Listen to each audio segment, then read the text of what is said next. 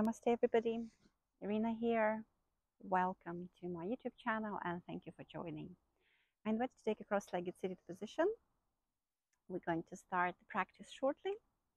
And in this video, I'd like to talk about autumn season because the summer is closing on us and there are last few summer days left. So this is our, what we call a Pitta energy, Pitta season. And we are moving into the more into the autumn and colder season, which is called Vata energy in the nature. So if you are Vata body constitution, the same as me, you may be quite sensitive to the cold, dry and windy weather where autumn comes. So there are certain recommendations that I'd like for you to follow. Or if you want to know a little bit more about Ayurveda, the science of life, which comes hand in hand with yoga, I'll do the link. I'll send you the link in the description for more sources. So recommendation for Vata, for balancing Vata energies would be ample rest, take your time, slow down, put more layers, keep warm, introduce more spicy foods if you don't have any allergies, being careful, especially if you have any dietary requirements, more hot food, stews, baked, roasted foods in life. Also introducing more hot beverages like teas, herbal teas, or any other green, black, whatever your preference is. It's also important to have a certain routine because with the days becoming shorter and not much light coming in, you could feel sometimes a lack of motivation to do things, to take an action. And that's where having a certain ritual or routine that you stick to could help you to go through the season. Yes, it's important to take a rest, but also be mindful about not falling into the trap of lethargy when you have so much rest that you lose the motivation to do anything and you fall into that dreamy state of I don't care, I don't, there is not much interest in life whatsoever. So everything comes in life with balance, everything healthy that we could follow. So those are the guidelines for balancing the Vata energy in Vata season, autumn and early winter. And in this practice, I will do more. It will be a slower version. So still we're going through the vinyasa, but at a slower pace. I'd like you to pay attention to the position of the feet, which means you're grounding, you're rooting down. So where do you place your feet? How you spread your toes, how you grip the mat. Notice the shift of the balance in certain poses, where your weight goes. So paying all those attentions and having more stable, grounded practice at hand. So if you're already in the cross-legged seated position, I invite you to close the gaze and just take a few moments to center ourselves, to prepare mentally for the practice.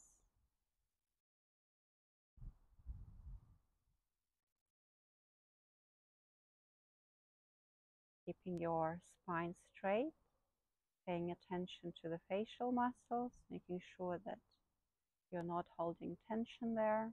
It's relaxed.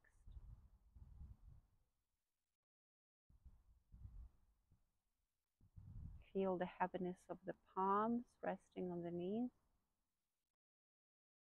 Feel a connection with the floor, with the mat, or with the ground.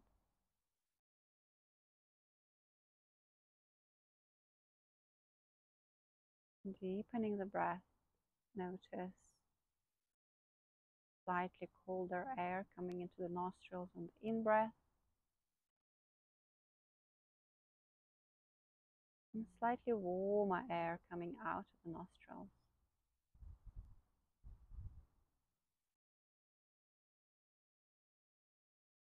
You can have a mental count, and usually I would recommend count for 4 on the in-breath. Pause for a count of 1, and then exhale for the count of 4. At the end of it, pause for a count of 1, then continue with the in-breath for the count of 4, pause for 1, out for 4, and pause for 1.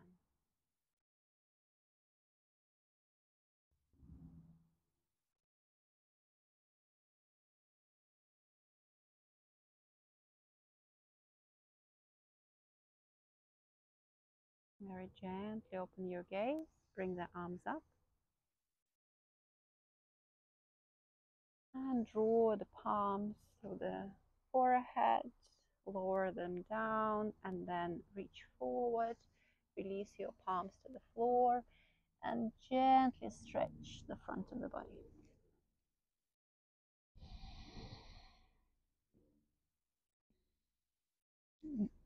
Widen your arms, bring them behind you, bring the chest back into the center. And this time we're gonna open up through the chest. We're gonna draw the shoulder blades and very gently bend the elbows and stretch through the throat and look up. Release back into the center, and let's get into the circular movements. So creating an imaginary circle with the upper body. So keep rooting down with the sit bones into the mat. We're bringing that dynamic into the upper body. The shoulders, the chin, inhaling. We're leaning forward, we're drawing with the chin, so we're bringing it up forward. And then you're tucking the chin and you're rounding through the back. And then change the rotation to the other side.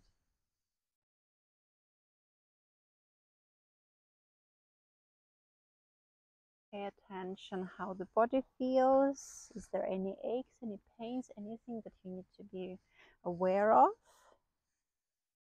Maybe taking a precaution where needed to. And back into the center. Okay, let's get into the all fours. From here, ensure that your knees are width hip apart. You can have your ankles extended. It means that you are stretching and you're not tucking in, because when you tuck in the toes, that's the flexion, and this is the extension of the ankle. So we're going to move the arms forward, and we're going to bring the forehead or the chin. And here you really can bring your weight down in the upper body. Bring the navel in, keep the breath going.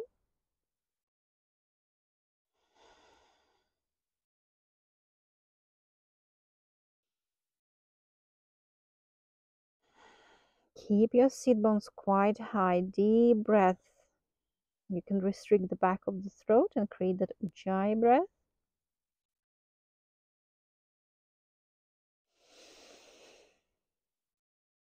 Two more breaths.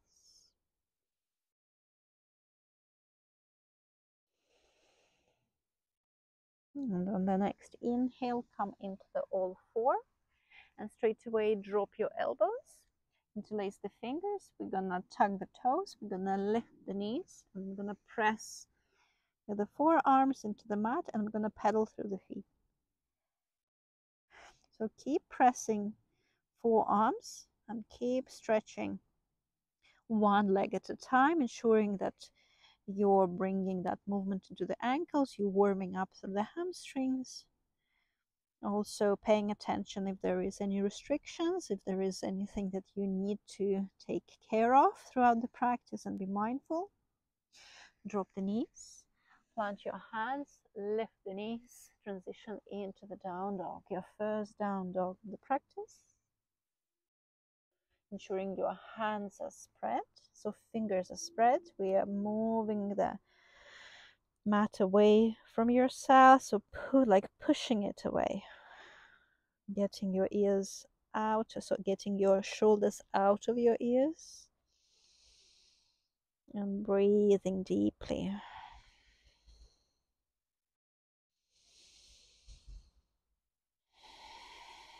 Let's lift the right leg. Or let's open up the right hip outside. So you're rotating the hip out, keeping your shoulders squared and trying to look under that right underarm.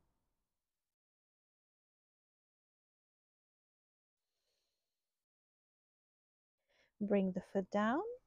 Inhale, lift the other leg. Rotate the hip out. Look under the left underarm.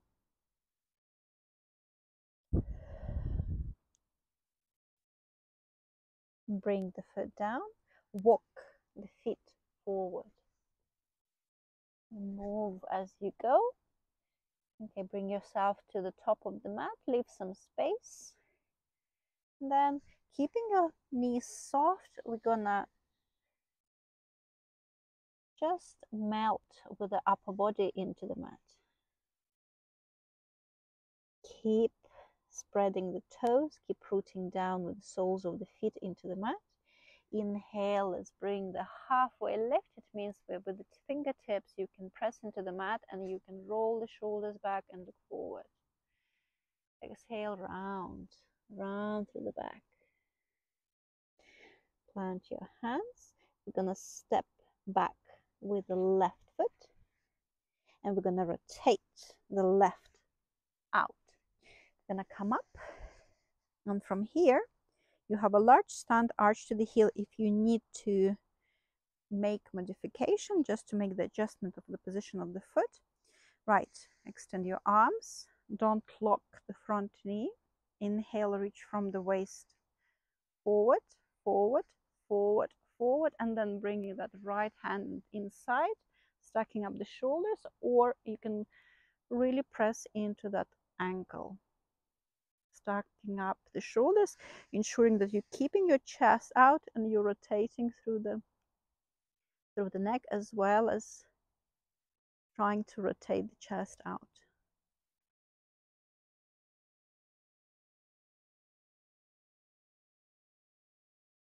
Breathe. Connect to the mat with the soles of the feet. Root down. Stable base here, important. Exhale, look down. Inhale, come up and pivot. So we're going to do the same Utthita Trikonasana on the left side of the body. Arch to the heel, important. Outside rotation of both of the hips. Extension into the arms. Inhale, reach, reach, reach. Look, I'm reaching out from my waist, and then I can bring that left hand inside, or I can use my ankle if you've got a block. I don't have it today with me in my practice, but you can use it here and lift the chest slightly up with that additional block or break.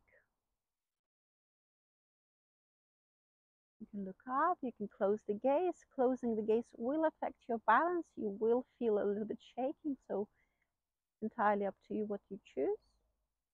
Exhale, look down. Inhale, come up gently.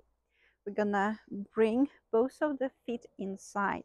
It's like a pigeon-toed. Okay? So, bring the hands on the hips. Inhale. Roll the shoulders back. And on the exhale, fold forward. Take your time with no rush. And as you fold forward, you release your hands to the floor. Keep folding, maybe bringing the elbows into the flexion. Inhale, lengthen. So we're straightening the arms and we're lengthening through the spine. Keep breathing here. Rotate your left foot out. So we're going to bring the whole weight onto the left side. It means I'm going to go into quite a deep flexion of the knee. If you've got any knee problems, just being careful, being super careful. All right, so first of all, assess here. Can you lift your hands? If you do, you can go into the second stage. If you don't, if you're finding that it's shaking off your balance, maybe leave the fingertips on the floor. If you're quite stable here, you can come into the twist, bring the hands together, position them closer to the sternum, and trying to look over the right shoulder.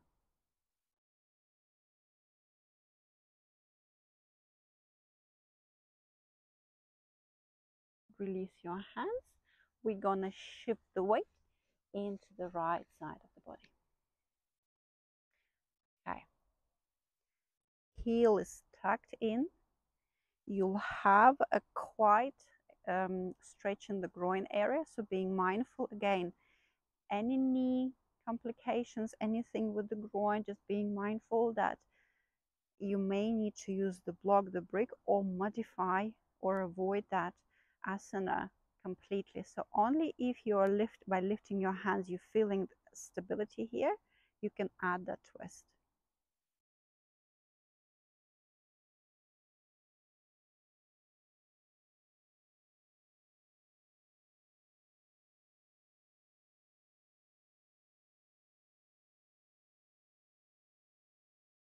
Breathing deeply, keeping your chest open. Remember your hands close to the sternum.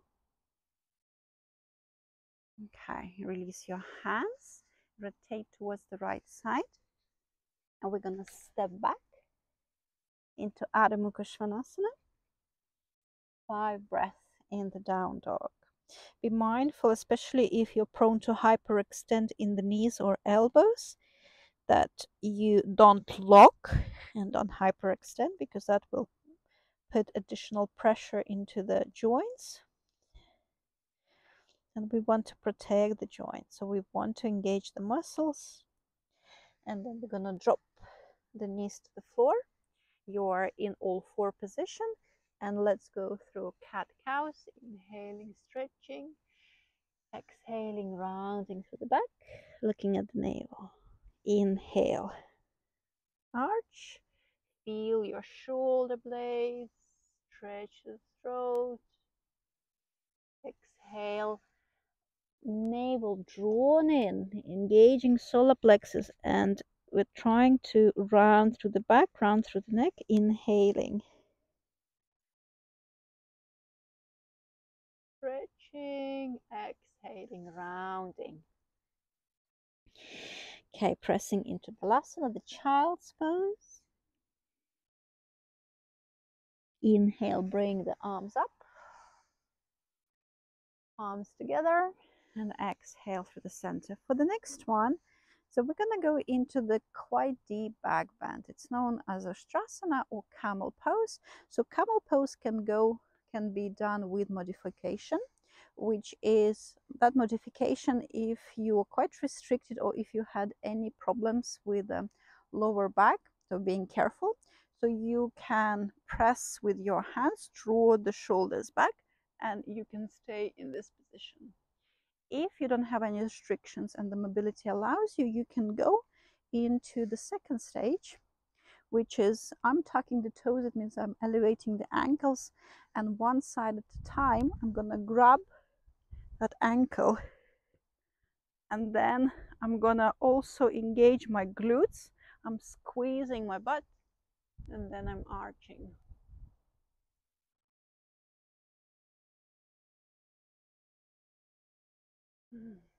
Having a few breaths here.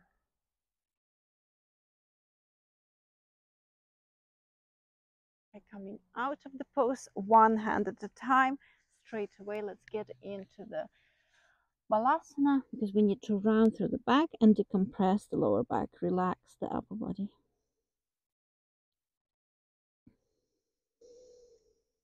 On the inhale, the belly rises. On the exhale, the belly drops to the spine.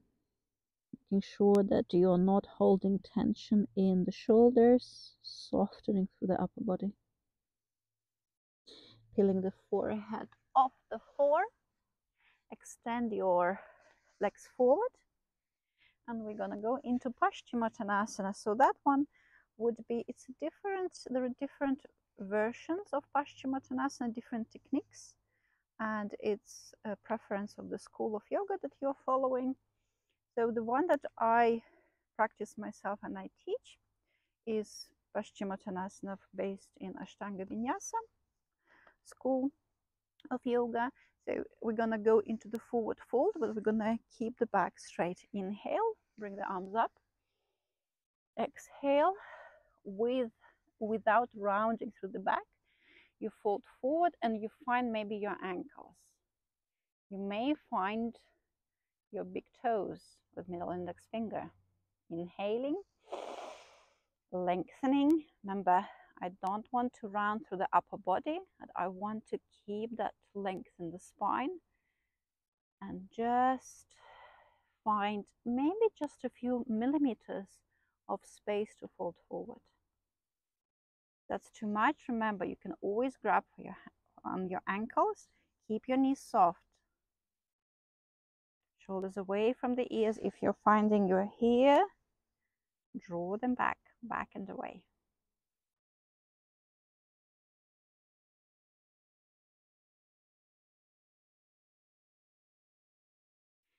Very gently releasing. Bringing the right foot inside of your left thigh. Janushirshasana, a variation. So inhaling, we're going to twist and we're going to go into the forward fold again. But this time, because we're opening up the right hip, you'll also feel that you'll have those sensations in the side of the body, in your lower back. Obviously, you have a sensation in the hamstrings. We're stretching towards the leg, so we're stretching the hamstring on your extended leg, and we're opening up of the hip. So we're working all those different muscle groups.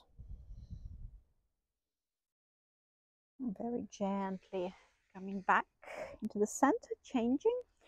Another point, if your knee is way off the floor, you may use a block of brick just to put it underneath to give you an extra support. Inhale, arms up, twist, keep your extended leg really active, ensuring that your feet are flexed, and then lower and fold forward.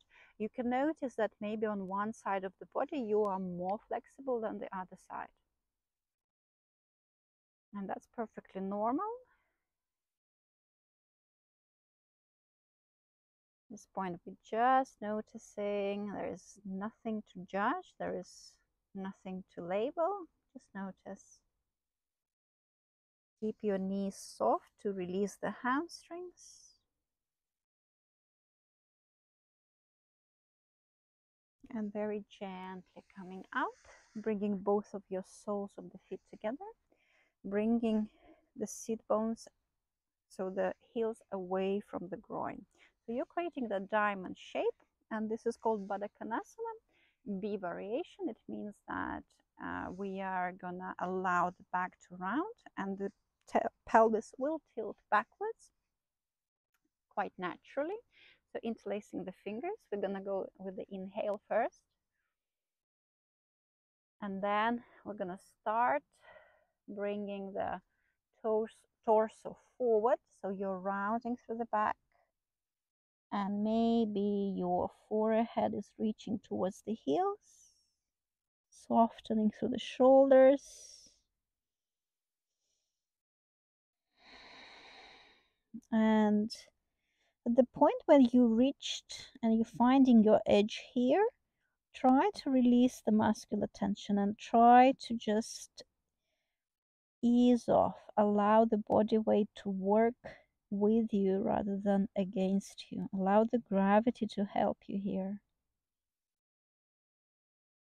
Keep breath going. Deep breaths through the nose. There's no restrictions. If you have blocked nose, firstly, then you can breathe through the mouth.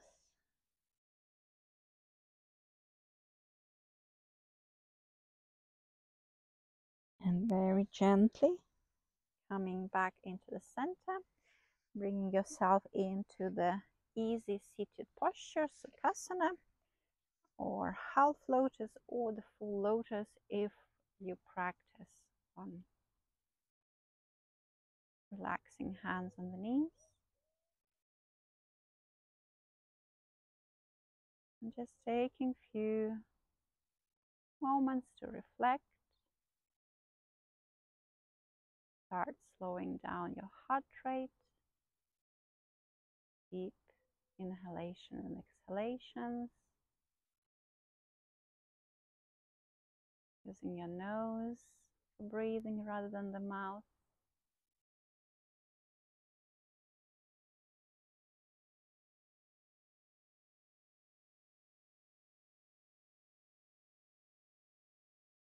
And very gently open the gaze. So from here, as usual, you can go into Shavasana. You can do some pranayama work, some breath work before going to Shavasana, or you can carry on with your usual asana practice and use this as a warm-up for your practice, or use that as your individual session for the day. And remember, this is for you to decide. Listen to the body, to the feedback of the body. And if you need some more exercise, if you need still to move, if you're still finding that you need that energy, then please go ahead. Remember, we are approaching the Vata season. It means paying attention to our immune system, to our body, perhaps bringing some supplements, some vitamins if you have a deficiency, just looking after ourselves and obviously looking after the ones that we love after the loved ones. And I'm very grateful for you to join the session, and you take care and keep warm. Namaste.